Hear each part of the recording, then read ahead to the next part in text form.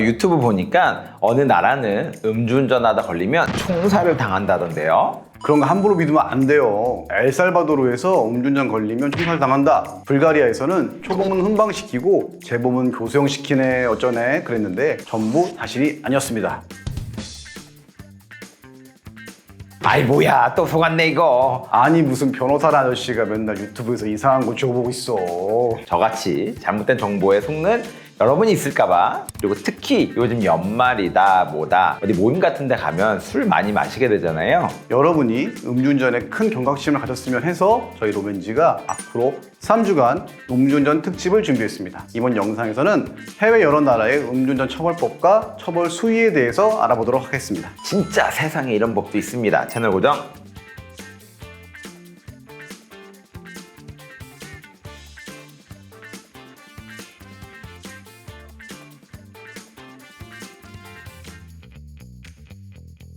보통 한국에서 음주운전 걸리면 처벌 수위가 법으로 딱 정해져 있잖아요. 그런데 일부 국가에서는 한국과 다른 처벌이 내려지기도 하더라고요. 저랑 남 변호사랑 그래서 한번 찾아봤는데 내용을 들어보시고 어느 나라에서 시행하고 있는 처벌인 것 같은지 한번 맞춰보세요. 음주운전 적발 시 시체를 닦는 봉사를 해야 되는 나라는 바로 태국의 이야기인데요.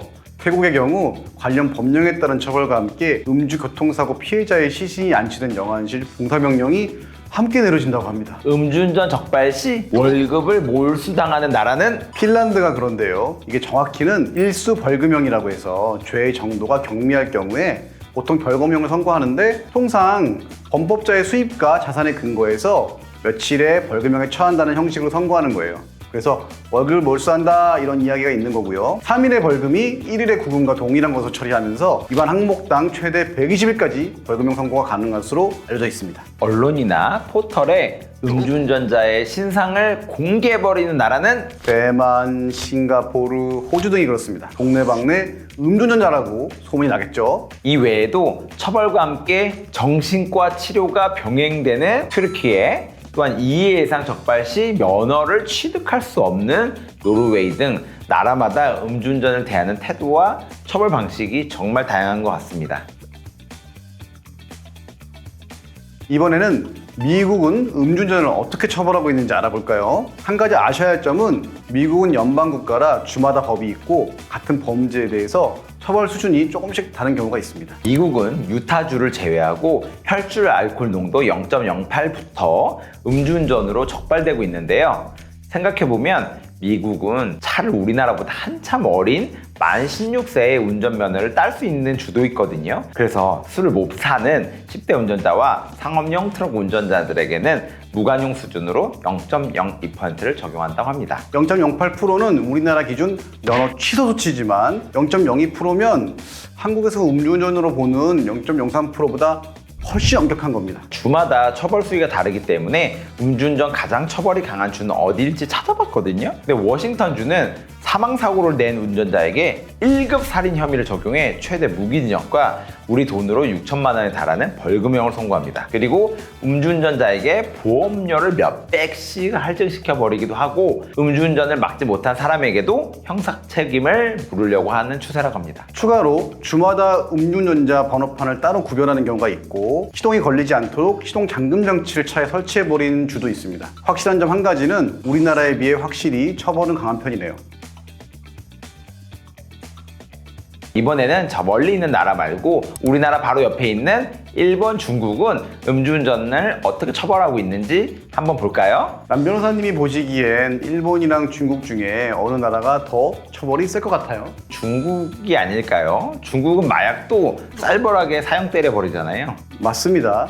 사실 중국은 2011년 이전까지 음주운전은 행정처분으로 끝나고 범죄를 보지 않았는데 2011년 5월 11일에 중화인민공화국 형법 수정안이 정식 시행되면서 형사 책임을 지게 되었습니다. 혈중 알코올 농도에 따라서 기준이 나뉘는데 혈중 알코올 농도 0.08% 미만은 단순 음주운전, 그 이상은 만취운전으로 나뉩니다. 정말 소름 끼친다고 느낀 게 음주운전으로 중대 사고를 내면 평생 면허 취득이 불가능하고 판결로 선고할 수 있는 최고형에 아예 제한이 없기 때문에 상황에 따라 무기징역, 더 나아가 사형이 선고되는 사례도 있습니다. 와, 진짜 범죄자 처벌은 얄짤없는 중국이네요.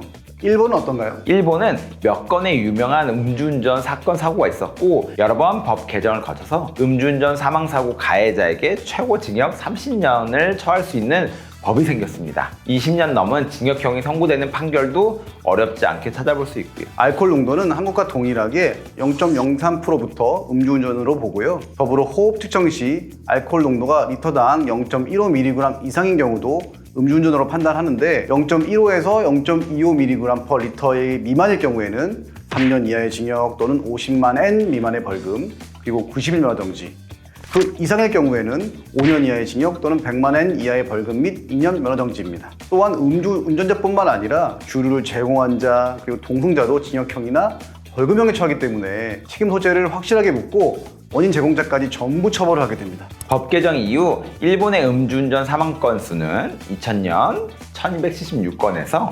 2012년 258건, 2022년 120건으로 엄청 감소했다고 합니다. 우리나라도 지금보다 더 처벌이 강화되면 사고 건수가 획기적으로 좀 줄을 수 있지 않을까요?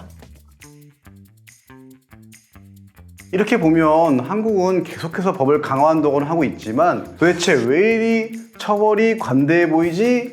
그럴 수도 있을 것 같습니다. 우리나라 재판에는 양형 기준이라는 게 있기 때문이에요. 양형 기준이란 법관이 마음대로 형을 선고하는 것을 막기 위해 대법원 양형위원회에서 정한 권고 형량인데요. 예전에는 같은 사건임에도 판사에 따라 판결이 너무 다르게 나오자 형평성을 위해 2007년부터 도입되었고 요즘 나오는 판결은 이 양형 기준에 맞춰서 나온다고 보면 돼요. 현재 양형 기준은 음주운전 사망사고의 경우 최대 8년을, 뺑소니 시에는 최대 10년을 권고하고 있습니다. 물론 다 따라야 한다는 것은 아니지만 여기서 특별한 사건이 있지 않는 이상 크게 벗어나기는 힘들다고 봐요. 그런데 옆 나라 일본만 봐도 양형 기준이라는 건 따로 없거든요. 미국의 경우 양형 기준이 있지만 한국에는 없는 배심원의 판결이 판결에 상당한 영향을 미치고요. 최근에 이상한 변호사 우영우, 악마 판사, 국민 사형 투표 등 한 사건에 대해서 시원한 판결을 내리는 드라마들이 많이 나오잖아요. 많은 사람들이 납득하기 힘든 판결이 나오는 경우가 있는 만큼 양형 기준 자체를 없애거나